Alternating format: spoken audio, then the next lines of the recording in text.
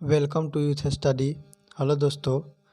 तो आज फिर से 40 क्वेश्चन साइंस के 40 क्वेश्चन के साथ आए हैं। तो उस 40 क्वेश्चनों का डिस्कस करेंगे। तो चलिए, ये जो है यांत्रिकी यानी मैकेनिज्म से रिलेटेड क्वेश्चन है। तो दोस्तों, आज का मोटिवेशन कहता है आप जो सोच सकते हैं वो सब कर भी सकते हो। आप जो सोच सकते हैं वो सब कर भी सकते हो, इसलिए खुद पर विश्वास रखिए और अपने लक्ष्य की ओर बढ़ते रहिए। तो चलिए स्टार्ट करेंगे पहले क्वेश्चन से। तो पहला नंबर क्वेश्चन है, प्रक्षेप्य गति को दीर्घतम परास प्राप्त करने के लिए अधिकतम कितने डिग्री कोण की आवश्यकता होती है? तो इसका आंसर है 45 डिग्री। 2 नंबर क्वेश्चन है, संवेग परिवर्तन की दर किसके बराबर होती है? तो इसका आंसर है बल के बराबर। 3 नंबर क्वेश्चन है, प्रक्षालन मशीन यानी कि वॉशिंग मशीन का कार्य किस सिद्धांत पर आधारित है? तो इसका आंसर है अपकेंद्रीय बल पर। 4 नंबर क्वेश्चन है, अंतरिक्ष से गुजरता हुआ पिंड पृथ्वी के वायुमंडल में प्रवेश करने पर क्यों जल उठता है? तो इसका आंसर है वायु के घर्षण के कारण। 5 नंबर क्वेश्चन है, ग्रहीय पिंडों की परिक्रमण गति में प्रभावी बल है? इसका आंसर है अभिकेंद्रीय बल यानी सेंट्रीपिटल फोर्स। 6 नंबर क्वेश्चन है, वायु की ऊर्ध्वाधर गति को क्या कहते हैं? तो इसका आंसर है वायु प्रक्षोभ। 7 नंबर क्वेश्चन है, जेट इंजन किस सिद्धांत पर कार्य करता है? तो इसका आंसर है रैखिक संवेग संरक्षण के सिद्धांत पर। तो चलिए अगला पॉइंट है, पेचकस के द्वारा पेंच घुमाना एवं दरवाजे के हाथे का कब्जे से दूर लगाना बल आघूर्ण के उदाहरण है। 8 नंबर क्वेश्चन है, प्रथम श्रेणी के उत्तोलक है? तो इसका आंसर है कैंची, हैंडपंप, साधारण तुल्ला, पलाश। 9 नंबर क्वेश्चन है, तृतीय श्रेणी के उत्तोलक है? इसका आंसर है स्टेपलर, चिमटा, मनुष्य का हाथ। 10 नंबर क्वेश्चन है, जब एक कार की गति दोगुनी कर दी जाती है तब उसको उतनी ही दूरी में रोकने के लिए ब्रेक बल कितना लगाना होगा? तो इसका आंसर है 4 गुना। 11 नंबर क्वेश्चन है, कमानी तुला किस सिद्धांत पर कार्य करती है? तो इसका आंसर है हुक का नियम। 12 नंबर क्वेश्चन है, सरल आवर्त गति यानी सिंपल हार्मोनिक मोशन के दोलन में किसकी आवश्यकता होती है? तो इसका आंसर है प्रत्यास्थता एवं जड़त्व दोनों की। 13 नंबर क्वेश्चन है, किसी पिंड के संवेग यानी मोमेंटम और वेग वेलोसिटी के अनुपात से प्राप्त मान क्या कहलाता है? तो इसका आंसर है द्रव्यमान। 14 नंबर क्वेश्चन है, एक समान वृत्तीय गति पर त्वरण एक समान रहता है? इसका 15 नंबर क्वेश्चन है, तेल से अंशतः भरा हुआ टैंकर समतल सड़क पर एक समान त्वरण से जा रहा है तो तेल का मुक्त पृष्ठ होगा परवलयी वक्राकार। 16 नंबर क्वेश्चन है, किसकी उपस्थिति के कारण ब्लैक बोर्ड तथा कागज पर लिखना संभव है? तो इसका आंसर है घर्षण यानी कि फ्रिक्शनल। उसके बाद अगला है गुरुत्वाकर्षण से रिलेटेड क्वेश्चन है, ग्रेविटी से। तो चलिए देखते हैं, 17 नंबर से स्टार्ट है। तो 17 नंबर कहता है, पृथ्वी पर पलायन वेग कितना है? तो इसका आंसर है 11.2 किलोमीटर प्रति सेकेंड। 18 नंबर क्वेश्चन है, यदि चक्कर लगाते हुए अंतरिक्ष यान से एक सेब छोड़ा जाए तो उसकी गति क्या होगी? तो इसका आंसर है अंतरिक्ष यान के साथ साथ उसी गति से गतिमान रहेगा। 19 नंबर क्वेश्चन है, अंतरिक्ष यात्री निर्वात में सीधे खड़े क्यों नहीं रह सकते हैं? तो इसका आंसर है गुरुत्वाकर्षण की अनुपस्थिति के कारण। तो अगला पॉइंट है, पृथ्वी के चारों ओर परिक्रमा कर रहा कृत्रिम उपग्रह पृथ्वी पर त्वरण के कारण नहीं गिरता है। 20 नंबर क्वेश्चन है, एक भू उपग्रह किस बल के प्रभाव से अपने कक्षा में निरंतर गति करता है? तो इसका आंसर है अपकेंद्रीय बल। 21 नंबर क्वेश्चन है, चंद्रमा की सतह पर पलायन वेग पृथ्वी की सतह की अपेक्षा कम होता है, क्यों?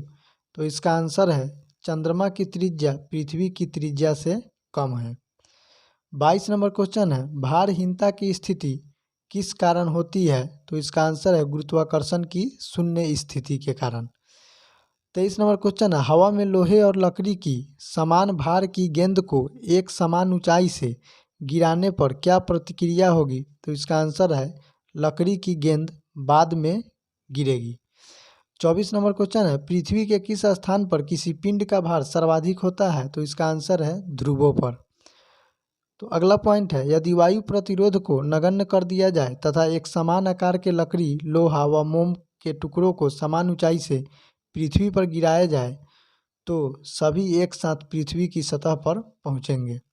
25 नंबर की क्वेश्चन है, भूतुल्यकाली उपग्रह के परिक्रमण की अवधि कितनी होती है? तो इसका आंसर है 24 घंटे। 26 नंबर क्वेश्चन है, यदि पृथ्वी और सूर्य के मध्य की दूरी दोगुनी होती है तो सूर्य द्वारा पृथ्वी पर गुरुत्वाकर्षण बल क्या होता है? तो इसका आंसर है वर्तमान का 1/4 भाग।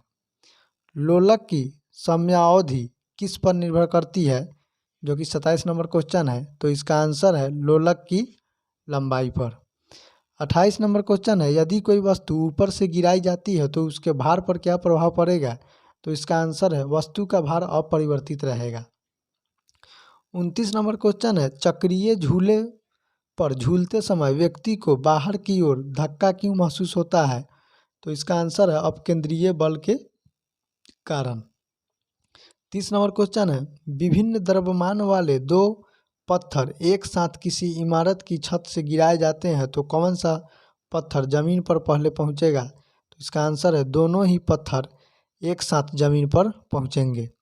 31 नंबर क्वेश्चन है, साबुन के बुलबुले का दाब वायुमंडलीय दाब से कम होता है अथवा अधिक? तो इसका आंसर है अधिक होता है। 32 नंबर क्वेश्चन है, स्वचालित हाइड्रोलिक ब्रेक किस सिद्धांत पर कार्य करता है? तो इसका आंसर है पास्कल के सिद्धांत पर। 33 नंबर क्वेश्चन है, नदी से समुद्र में प्रवेश करने पर किसी जहाज की क्या प्रतिक्रिया होती है? तो इसका आंसर है वह समुद्र में कुछ ऊपर उठता है। 34 नंबर क्वेश्चन है, जब किसी झील की तली से उठकर वायु का बुलबुला ऊपरी सतह पर आता है तो उसके आकार पर क्या प्रभाव पड़ेगा? तो इसका आंसर है बढ़ जाएगा। 35 नंबर क्वेश्चन है, किसी वस्तु की मात्रा बदलने पर उसके घनत्व पर क्या प्रभाव पड़ेगा? तो इसका आंसर है वस्तु का घनत्व अपरिवर्तित रहेगा। 36 नंबर क्वेश्चन है, पृष्ठ तनाव का क्या कारण है? तो इसका आंसर है अणुओं के मध्य संसंजक बल यानी कि कोहेसिव फोर्स। 37 नंबर क्वेश्चन है, वायुमंडल में बादलों के तैरने का क्या कारण है? तो इसका आंसर है वायु के घनत्व की तुलना में बादलों का घनत्व कम होता है। 38 नंबर क्वेश्चन है, पौधों की जड़ों से पूर्ण पत्तियों की ओर जल बढ़ने का क्या कारण है? तो इसका आंसर है केशिकत्व। 39 नंबर क्वेश्चन है, अब तक ज्ञात पदार्थों में किस पदार्थ की प्रत्यास्थता सर्वाधिक होती है? तो इसका आंसर है क्वार्ज। 40 नंबर क्वेश्चन है, स्टील रबर की अपेक्षा अधिक प्रत्यास्थ क्यों है? तो इसका आंसर है स्टील के लिए अधिक विरूपक बल की आवश्यकता होती है। तो आज का ये लास्ट क्वेश्चन था और लास्ट पॉइंट देख लेते हैं, किसी वस्तु की सतह के लंबवत लगने वाले बल को प्रणोद कहते हैं। तो दोस्तों आज की इस वीडियो का हम टारगेट रखते हैं 1000 लाइक का। तो अगर ये वीडियो आपको अच्छा लगता है, हेल्पफुल लगता है, तब आप इस वीडियो को लाइक और शेयर ज़रूर कीजिए। आपको भी बोलता हूँ कि डेली मॉर्निंग में उठकर अपने लिए एक टारगेट फिक्स करो, चाहे छोटा सा ही टारगेट फिक्स करो, लेकिन डेली मॉर्निंग में उठकर अपने लिए एक टारगेट फिक्स करो और फिर अपना पूरा दिन उस टारगेट को अचीव करने में लगा दो। आपकी लाइफ ऑटोमेटिकली अच्छी हो जाएगी। Thanks for watching. Bye, good night. ख्याल रखिएगा अपना, मस्त रहिए, तंदुरुस्त रहिए, अपने अपने जीवन में जहाँ भी रहिए खुश रहिए। बच्चों और महिलाओं का सम्मान कीजिएगा और सैनिकों का सम्मान कीजिएगा, अन्नदाता का सम्मान कीजिएगा।